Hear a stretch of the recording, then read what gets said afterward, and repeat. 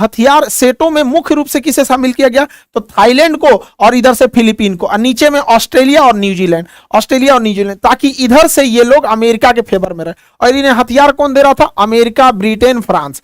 इधर से ये लोग सपोर्टिव हथियार दे रहे थे कि इधर से चाइना, कोरिया, ये सबको बिजी रखा जाए ताकि रसिया इस साइड में बिजी रहे।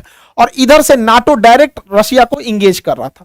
अब इन लोगों को लगा कि हम दो ओर से रसिया चाइना को घेरते जा रहे हैं, इधर से घेर रहा है नाटो, इधर से सेटो, नाटो सेटो ना, ये हो गया सेटो साउथ ईस्ट, ये हो गया सेटो और ये हो गया नाटो। अब रसिया को थोड़ा अनबैलेंस लगने लगा कि सचुरा दोनों खोपड़िया नोच देगा सब, तब अमेरिका शांत बैठने वाला तो है नहीं, इसने इसी बीच में ला दिया एक ठो सेटो, सेंट्रल, सीईटी से सेंट्रल ट्रीटी ऑर्गेनाइजेशन, अगले साल 1955 में सेंट्रल ट्रीटी ऑर्गेनाइजेशन। इस ऑर्गेनाइजेशन को भी हथियार दे रहा था इधर से ब्रिटेन। इसमें कौन कौन से, इसमें थे तुर्की, इराक, ईरान और पाकिस्तान। सोचिए ये सेंट्रल थे सब, ये हो गया सेटो। अब ये रसिया पे दबाव बनाते थे सब, यहां पे रसिया को आगे बढ़ने से रोकते थे सब, सेटो। इधर से कौन चढ़ता था, सेंटो, इधर से सेटो, ये हो गया सेंटो, ये सेटो और ये सेंटो, इधर से नाटो। चारों ओर से रसिया को घेर लिया सब, नाटो, सेंटो, सेटो, चारों ओर से रसिया को घेर लिया सब। रसिया को लगा कि भैया हम तो पिसा जाएंगे। अब भारत को कहे तो भारत किधर जाए भैया, अब भारत हो गया फेरा में पड़ गया, क्योंकि रसिया को इधर से तो घेर लिया है नाटो, यहां से घेर लिया है सेटो, सेंटो, ये हो गया SEATO, South East Asian Treaty Organization. अब रसिया के लिए कंफर्टेबल में हो गया दिक्कत, रसिया ढूंढने लगा अपना कोई पार्टनर।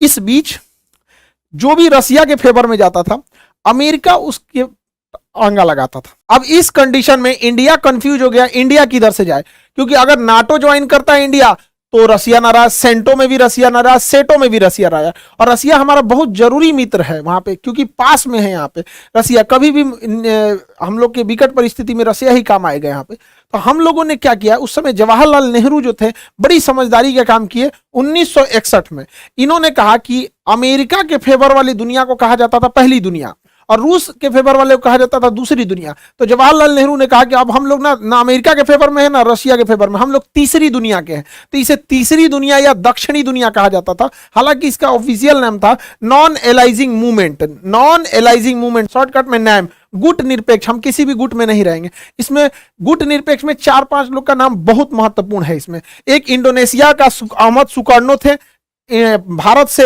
जवाहरलाल नेहरू, मिस्र के कर्नल नासिर और यूगोस्लाविया से जो थे मार्शल टीटो थे। ये लोगों का बहुत महत्वपूर्ण योगदान था कि हम किसी भी गुट में नहीं रहेंगे, और ये जरूरी भी था गुट में न रहना। रीजन क्या है, गुट में से बहुत लॉस हुआ था। सेंटो में ईरान था अमेरिका के साथ, सेंटो में इराक था अमेरिका के साथ। देखिए वही अमेरिका ने इराक को उड़ा दिया, तबाह कर दिया। वही अमेरिका ने ईरान के पीछे पड़ा हुआ है, जबकि एक समय था सेंटो की गठन अमेरिका ही नहीं किया था, इन लोगों को अपने साथ मिलकर कि रशिया को बर्बाद करना है यहाँ पे। इसलिए बहुत ज्यादा इंटरनेशनल रिलेशन के मामले में हम लोग अमेरिका और वेस्टर्न देशों पे भरोसा नहीं कर सकते हैं यहाँ पे। तो ये चारों ओर से रसिया की घेराबंदी चल रही थी। अब रसिया ऐसा तो नहीं है कि चुपचाप बैठा रहेगा। अगर आप रसिया को इधर से नाटो से घेरोगे, सेंटो से, सेटो से, चारों ओर से घेरोगे, रसिया भी तो कुछ ना कुछ करेगा। तो रसिया जो था, देखिए रसिया अलग है, सोवियत संघ अलग है। तो ये हो गया रसिया, ये वाला एरिया तो कंप्लीट हो गया रसिया, ये पूरा का पूरा रसिया का हो गया।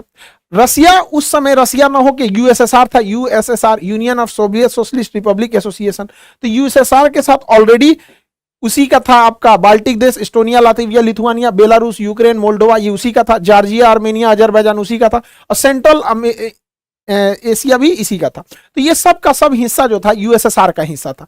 इसके बावजूद रसिया नहीं रुका। इतना यूएसएसआर होने के बावजूद, ये हो गया रसिया, इसमें इसको जोड़ दीजिए तो यूएसएसआर। अभी रसिया क्या सोचा आगे बढ़ने के लिए, इसने क्या लाया, वार्सो पैक्ट। जिस तरह से अमेरिका नाटो ला रहा था, नाटो को काउंटर करने के लिए रसिया वार्सो पैक्ट लाया था। वार्सो पैक्ट 1955 में आया था। इस वार्सो पैक्ट के तहत रसिया अपने कम्युनिस्ट विचारधारा के देशों के साथ मिलकर एक संगठन बना रहा था, सैनिक संगठन। इस वार्सो पैक्ट में बहुत सारे देश थे, पोलैंड था, चेकोस्लोवाकिया था, हंगरी था, रोमानिया, बुल्गारिया, अल्बानिया, ये सब देश मिलके बनाते थे आपका ये वार्सो पैक्ट। अब आप जरा देखिए रसिया का डोमिनेंस कहां तक है। ओरिजिनली रसिया ये रहा आपका, ये तो ओरिजिनल रसिया हो गया, ये पूरा का पूरा ओरिजिनल रसिया। अब रसिया के साथ ये ब्लू वाला एम्पायर को आप जोड़ देते हैं तो ये हो जाता है यूएसएसआर, और उसमें ये आगे वाला हिस्सा देख लेते हैं तो वार्सो पैक्ट। अब आपको समझ में आ रहा होगा कि नाटो कितनी जरूरी हो गई थी इन वेस्टर्न कल्चर के लिए, वरना ये वेस्टर्न को तो खा जाता ये पूरा का पूरा रसिया। तो इतना एग्रेसिवली ये रसिया आगे बढ़ रहा था, इतना बड़ा इसका क्षेत्रफल था, रसिया, सोवियत, यूएसएसआर और ये वार्सो पैक्ट। लेकिन धीरे धीरे रसिया जो था वो सोवियत संघ के देशों को संभाल नहीं पाया। रसिया ज्यादा ध्यान दे दिया रूस पे, उससे कम ध्यान दिया उसने इस सोवियत संघ पे, उससे भी कम ध्यान दिया वार्सो पैक्ट पे। तो वार्सो पैक्ट के लोगों को लगा कि हम रसियन भाषा नहीं सीख पा रहे हैं, ज्यादा विकास रसिया का, और हम क्यों नहीं वार्सो पैक्ट से अलग हो जाए। इसमें अमेरिका ने भी साथ दिया कि भाई हमारे साथ आओगे, नई टेक्नोलॉजी आएगी, भाषा सीखने में ईजी है, कल्चर सीखने में ईजी है, लोकतंत्र के देश हैं, खुल के विरोध कर सकते हो, इसमें विरोध करोगे तो मराइए जाओगे, विरोध नहीं कर सकते, वोट नहीं डाल सकते हो, सरकार नहीं चेंज कर सकते।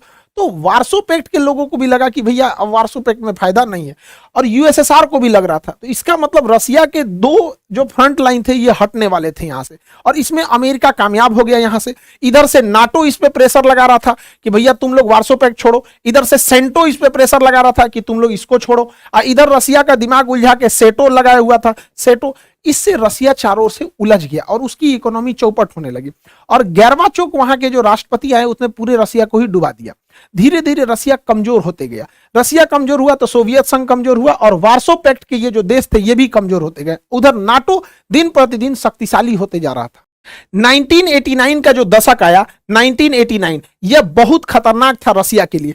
इस दौरान रसिया के प्रभाव से यह वार्सो पैक्ट खत्म हो गया, रसिया के प्रभाव से यह वार्सो पैक्ट खत्म हो गया। तो 1989 में खत्म हो गया वार्सो पैक्ट, यह वार्सो पैक्ट कमजोर हो गया। अब आप देखिए रसिया इधर से कमजोर हुआ और बर्लिन की दीवार तोड़ दी गई 1989 में। 1989 में बर्लिन की दीवार तोड़ दी गई।